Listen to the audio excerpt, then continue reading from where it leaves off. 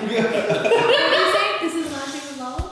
Yeah. Okay. LALA with lounging. Oh, what the fuck? Guys, come on, get it together. We've rehearsed this. It's really Okay, it's lounging with I'm Lala. a little... Because you're lounging with Lala. We are LALA people. Right? Okay. Yeah, you're lounging with us. I mean, she is also us, so we are all us. It's super meta. Wow. I got lost on that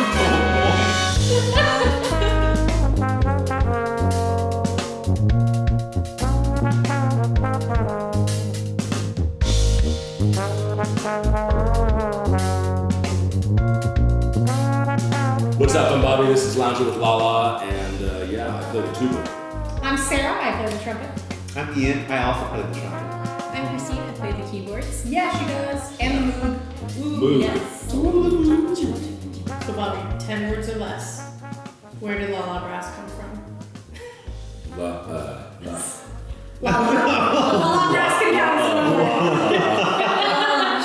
No, basically there was I was doing my job. I was really enjoying my life, but there was this thing missing where it was like there's this creative side where you get caught in sometimes the corporate world a little bit of doing music just for money all the time. And it was like we need to have something that's fun and out. We can have an outlet where there's creativity involved, and this was kind of the idea. So it was like, let's do something weird and different. It's a brass band, sure. Like I've done brass bands in the past, but it wasn't. We wanted to do it different. Like, let's do it our way. Why do we have to follow all the conventional rules? Like, let's just try something weird and different with this one. And that was kind of the concept with where the project all came from.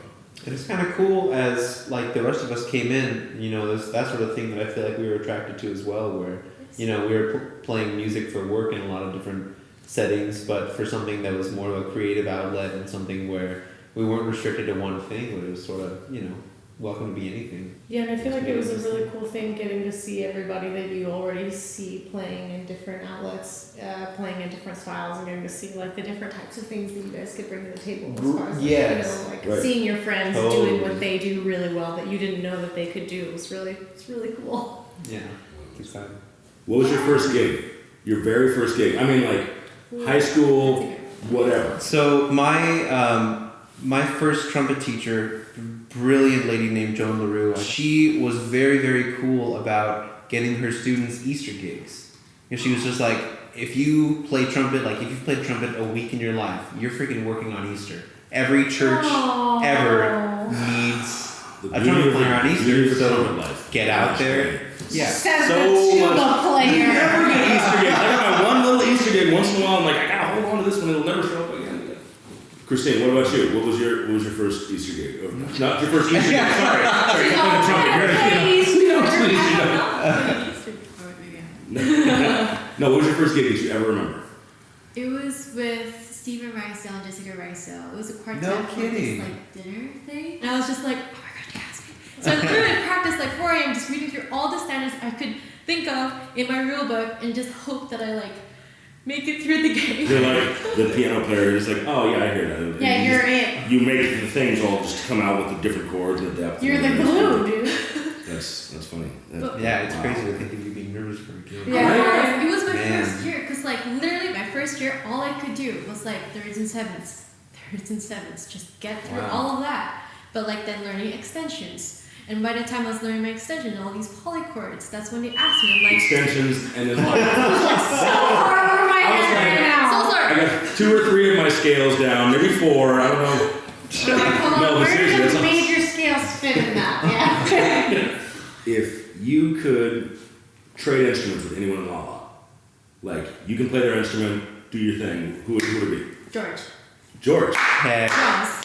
I would do drums. Yeah. I love rhythm. I love polyrhythms. I would. Polyrhythms, polychords. There we get the Yeah. that makes Yeah. sense. Polyphonic practice, She's a baby. complex person. That's good. Yeah. It's legit. Yeah. And just those sick beats. It's just Yeah. She said it, dude. Just Dude, those sick beats. you right though. Yes. George does have really sick Yeah, he does have sick George beats. is killer. If I could trade with someone, well, I would want to play trombone, but I wouldn't want to trade with one of the trombone players. I would want to play in the section Yo. with Yeah. them. Because Yeah. our trombone players, they got They got some meat, they got some sass, they got some fire, and I love it. The trombone is the most badass instrument, and if I could start over and do any one of them, I think I'd do that. I think it's awesome, and especially like you said, in our setting, brass band, where they just get to go to town, like be groovy. I mean, And also they have the most killing parts, like no outlets. mhm. Yeah. They just have so much fun. Yeah, especially in brass. Like every gig, they have the best. Yeah, you said it perfectly. Like I wouldn't want to take the place of either of those, any of those guys, but just get to sit right with them. Yeah. What about you, Bobby? So if it was any other instrument in general, I would definitely be down for the drums because, like, first of all, everyone loves the drummer. Like, that's just a cool place to be in. You can be, it's cool to be drums, and also you can do all the things. But there's something about like the wailing on the trombone. Like my first my first brass band I was in, they switched me from tuba to trombone because like it just made more sense for the way the band worked, whatever. And like just being able to go crazy when it's time to do that, like nothing brings that home like the trombone. I don't know, something about it, like it just brings that fire, and it's just a really fun instrument.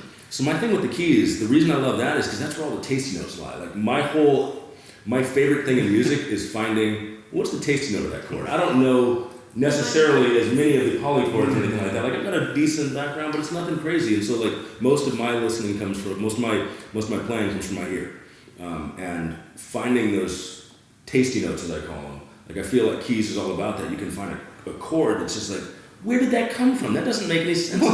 But at the same time, I needed it in my life. I really needed that in my life. Yes. So it's kind of all about that. Like trombone, I feel like you really get to experience it. And keys, you can never crack a note, and you can find the tasty stuff. I don't know, I can crack a note on piano, I've done it. How do you can't crack a note? I'm like, look, you guys, I'm a piano. It's okay, it's just crack tones. It's just I'm like, man, and then I just back away. Yeah. I'm like, did anyone hear that ghost play those terrible chords?